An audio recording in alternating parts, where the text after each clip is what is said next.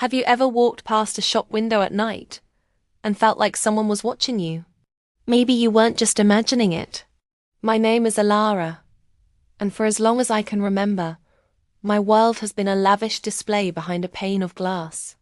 By day, I'm just part of the scenery, a silent figure draped in the latest haute couture. I stand perfectly still, my painted eyes staring out at the bustling city street, watching a world I can't touch.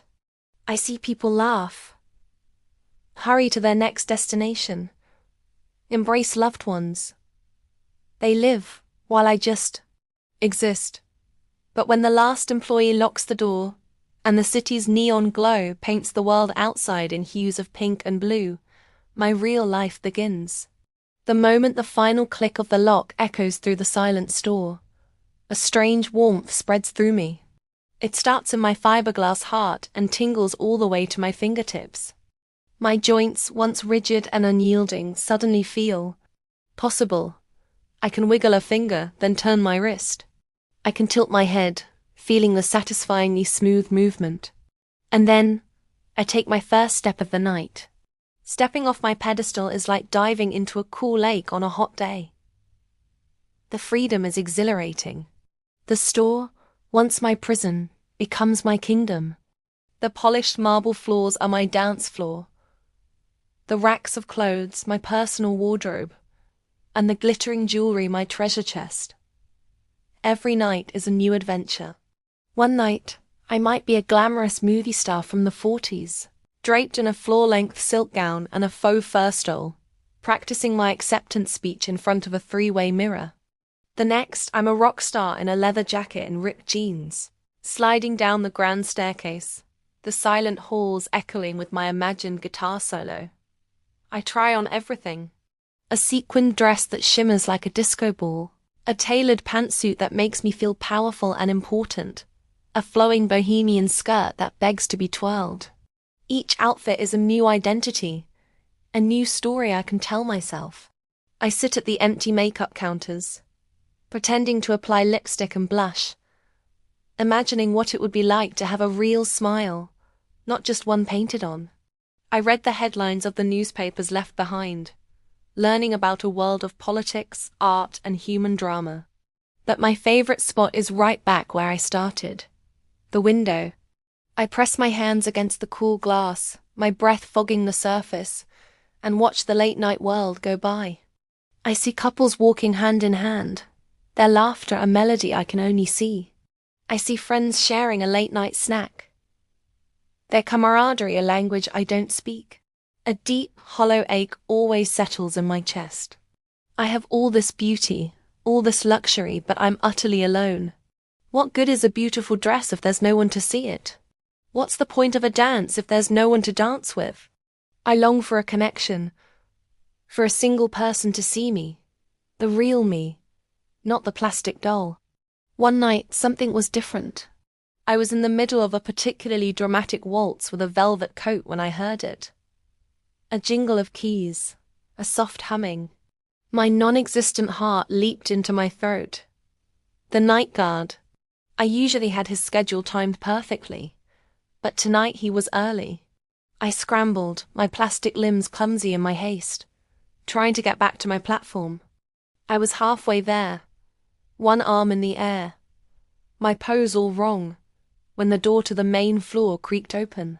I froze, every synthetic muscle locking up. This was it. I was caught. An older man with kind eyes and a gentle smile walked in. His name was Arthur. He stopped dead in his tracks, his thermos of tea nearly slipping from his hand. His eyes widened, not with fear, but with pure, unadulterated wonder. He looked at me, then at my platform, then back at me, standing awkwardly in the middle of the floor. The silence stretched for what felt like an eternity. I expected him to scream, to run, to call for help. Instead, he just smiled. A slow, warm smile that reached his eyes. "Well, hello there," he said, his voice soft and raspy. "I always thought you had a little something special about you." He wasn't scared. He wasn't shocked. He was delighted. That night, Arthur didn't raise the alarm. Instead, he pulled up a chair. He told me about his wife, his grandkids, and his passion for gardening. I, of course, couldn't speak, but I listened. I tilted my head. I gestured. I pointed at different outfits to tell him my stories. He understood.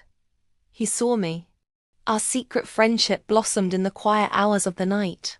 He'd bring me things from the outside world, a fallen autumn leaf, its colors more vibrant than any fabric in the store, a seashell that held the sound of an ocean I'd never see, a photograph of a sunset. He'd tell me about the people who passed by the window during the day, giving them names and stories. That hurried businessman? He was rushing to his daughter's piano recital. That laughing couple? They just got engaged. In return, I put on fashion shows for him.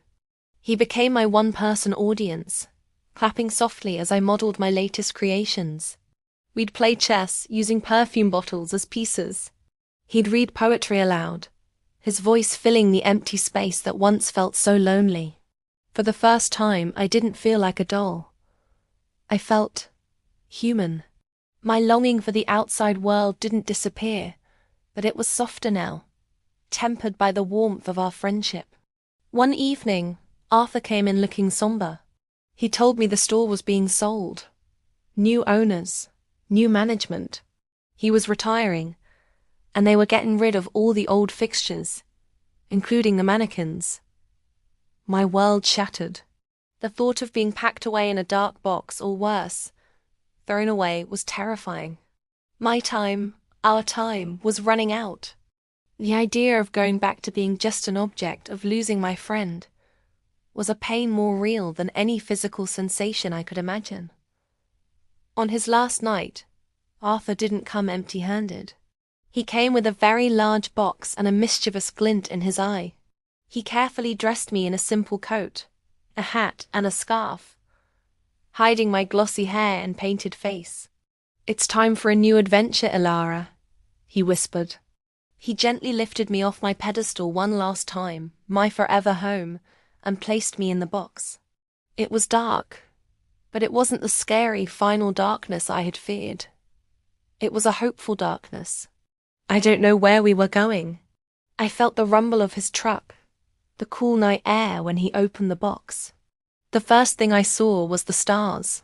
Not the faint city stars I saw through the window, but a brilliant, breathtaking blanket of them. I was in the back of his truck, parked in a field, and for the first time, I felt a gentle breeze on my face. Arthur sat beside me, and we watched the sunrise together. The colors were more beautiful than any fabric, more stunning than any jewel. I was outside. I was free. My story wasn't over. It was just beginning. Sometimes the prisons we find ourselves in aren't made of walls, but of circumstances. And sometimes all it takes is one person who truly sees you to hand you the key. What invisible windows are you looking through? Thanks for watching, and if you enjoyed this story, don't forget to like and subscribe for more.